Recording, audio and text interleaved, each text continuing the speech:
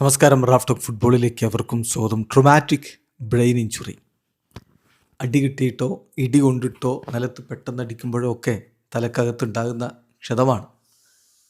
അതാണിപ്പോൾ ഫെഡെ വാൽവർദയുടെ കാര്യത്തിൽ സംഭവിച്ചിരിക്കുന്നതെന്ന് ഒഫീഷ്യൽ സ്റ്റേറ്റ്മെൻറ്റ് ഇറക്കിയിരിക്കുന്നു, മെഡിക്കൽ റിപ്പോർട്ട് ഇറക്കിയിരിക്കുന്നു. റയൽ മാഡ്രിഡ് ഇന്നലെ ഡ്രസ്സിംഗ് റൂമിലാണ് ഫെഡെ വാൽവർദയും ഓർലിൻ ഷോമനിയും തമ്മിൽ ഏറ്റുമുട്ടിയത്. അതിൽ എന്തൊക്കെയാണ് സംഭവിച്ചത് അതിനെക്കുറിച്ച് നമ്മൾ ഇന്നലെ രാത്രി തന്നെ വീഡിയോ ചെയ്തിട്ടുണ്ട്. വീണ്ടും ആ ഒരു കാര്യങ്ങളിലേക്ക് കടക്കുന്നില്ല. അതത്ര ഡിസ്കസ് ചെയ്യാൻ സുഖകരമായിട്ടുള്ള കാര്യങ്ങളല്ലല്ലോ. പക്ഷെ റയലിന് ഇതൊക്കെ ഹാൻഡിൽ ചെയ്തേ പറ്റൂ. റയൽ ആരാധകർ ഇതിലൂടെയൊക്കെ കടന്നുപോയേ പറ്റൂ. അതാണ് ഇപ്പോഴത്തെ അവസ്ഥ. ഏതായാലും എൽ ക്ലാസിക്കൊക്കെ തൊട്ട് മുമ്പ് ഫെഡെ വാൽവർദെ പരിക്കേറ്റ്, കളിക്കളത്ത് പരിക്കേറ്റതല്ലേ, അടികിട്ടി പരിക്കേറ്റ് ബോധം പോയി. അങ്ങനെ പരിക്കേറ്റ് പുറത്ത് 2 ആഴ്ചക്കാലമെങ്കിലും പുറത്തിരിക്കേണ്ടി വരും. 10 മുതൽ 14 ദിവസം വരെ പുറത്തിരിക്കേണ്ടി വരും എന്നാണ് ഇപ്പോൾ Real Madrid official medical report പുറത്തു വിട്ടുകൊണ്ട് അറിയിക്കുന്നത്.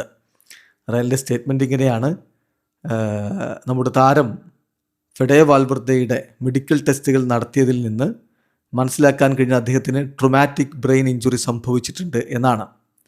വാൽവർദെ അദ്ദേഹത്തിൻ്റെ വീട്ടിൽ ഇൻ ഗുഡ് കണ്ടീഷനിലാണുള്ളത്. അദ്ദേഹത്തിന് മറ്റ് എമർജൻസി അല്ലെങ്കിൽ അത്തരത്തിലുള്ള ആശങ്കപ്പെടേണ്ട അവസ്ഥയൊന്നുമില്ല.